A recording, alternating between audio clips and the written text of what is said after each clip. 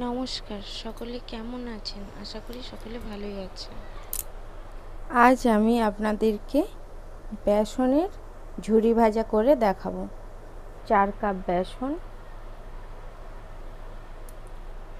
Baking soda 1 চিমটে, আধা চামচ হলুদ গুঁড়ো, পরিমাণ মতো লবণ, আধা চামচ লঙ্কা গুঁড়ো, এগুলো সব বেসনের সাথে মিশিয়ে নেব। 4 কাপ বেসনের সাথে 4 চামচ সাদা তেল। একে একে সব মশলা মিশিয়ে দিয়ে আগে মেখে নেব। তেলটা দিয়ে যেভাবে ময়ান দিয়ে মাখা হয় ঠিক সেইভাবে মাখবো। তারপর আস্তে আস্তে জল দিয়ে মাখবো। খুব পাতলা করেও মাখবো না, আর খুব ঘন করেও মাখবো না।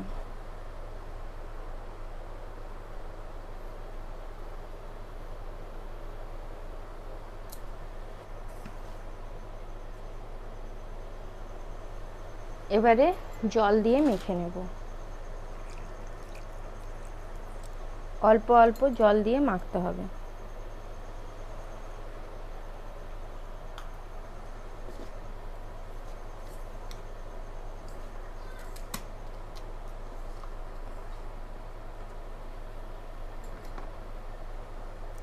ঠিক আমি যেভাবে মাখছি সেইভাবে মেখে নেবেন।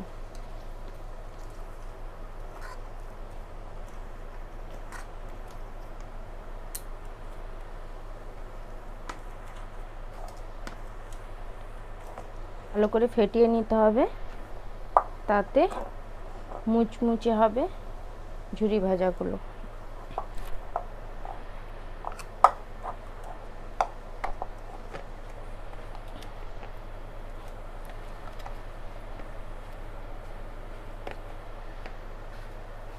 এরপর আমি তেল দিয়ে দেব, সাদা তেল।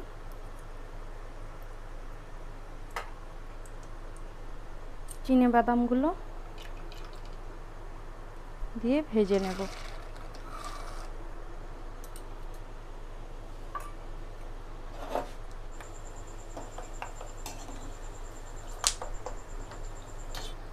দেখতেই পাচ্ছেন। এবারে তুলে নেব, তেল ঝরিয়ে নেব। অবশ্যই টিস্যু পেপারের ওপর দেবেন, নাহলে তেলটা টানবে না। বাদামটা তোলার সময় গ্যাসের ফ্লেম সিম করে দেবেন, আর বাদামটা দেখে ভাজবেন, না হলে পুড়ে যেতে পারে। পুড়ে গেলে তিতা লাগবে। বাদাম ভাজা হয়ে গেছে, এবার আমি চনাগুলো ভেজে নেব। চনা ভাজতে বেশিক্ষণ লাগে না, খুব তাড়াতাড়ি ভাজা হয়ে যায়। এবার আমি বেসনটা ভেজে নেব। এরকম একটা কুড়ুনি নিয়ে নিয়েছি। কুড়ুনির উল্টো দিকে বেসনটা দিয়ে যেভাবে পুড়ে সেইভাবে তেলের ওপর ছড়িয়ে ছড়িয়ে দিতে হবে। এক জায়গায় দেওয়া যাবে না, তাহলে ঝুরি ভাজা আলাদা আলাদা হবে।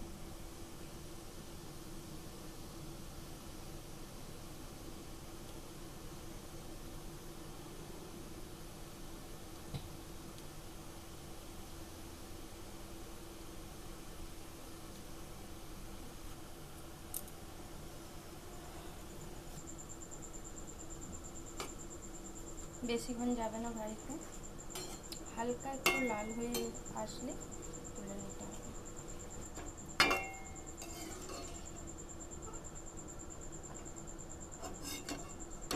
তুলে নিচ্ছি, হয়ে গেছে। এই রকম অবস্থায় তুলে নিতে হবে।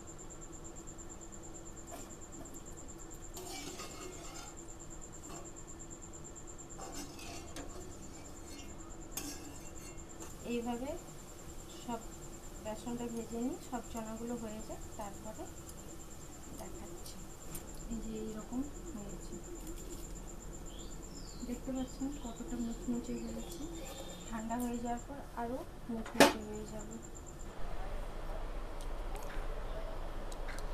চনা ভাজা কমপ্লিট হয়ে গেছে, এবারে বাদামগুলো মিশিয়ে নেব।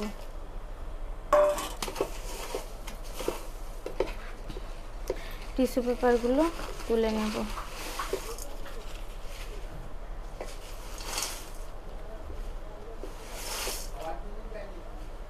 চনা ভাজা কেমন লাগলো সকলে জানাবেন। লাইক কমেন্ট শেয়ার করতে ভুলবেন না, পারলে একটা সাবস্ক্রাইব করবেন। সকলে ভালো থাকবেন, সুস্থ থাকবেন, সকলকে ভালো রাখবেন।